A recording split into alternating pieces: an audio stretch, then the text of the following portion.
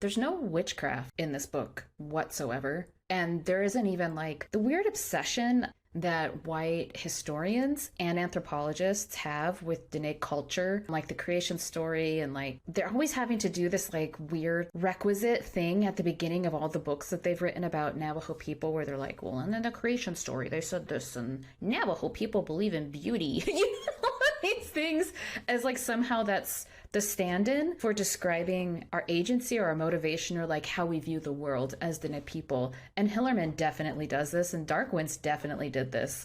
Actually, I think the overuse of witchcraft in Dark Winds really, if I remember correctly, that's one of the things that really bothered me. And this book is talking about death. It's talking about the things you're not supposed to talk about as a Dene person, but it doesn't exploit that for anybody who might be reading or like consuming the book itself. And it also doesn't do the culture thing.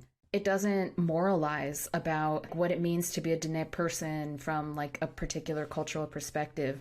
Even whilst Rita, especially the chapters where she's out in Tohatchi with her grandma and Mr. Bitsili, all of those stories, I'm like, yes, this is exactly how it is. Yes, these are the conversations. This is how people talk to each other. This is what happens when you go to these kinds of events, and this is the kind of things that happen when you're out on the land. But I think if we think about it in terms of its like contrast to like how Hillerman talks about very similar things, there's something about this that is very authentic and very realistic, but not exploitative.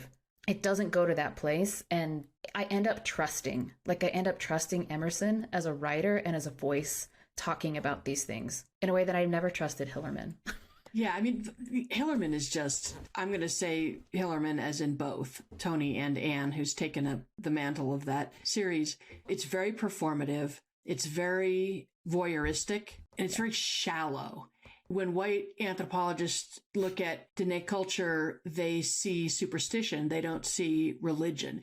And so superstition, and I hate the word religion anyway, but they see things that can be exploited and glamorized, or skinwalkers and Navajo witches and this and that.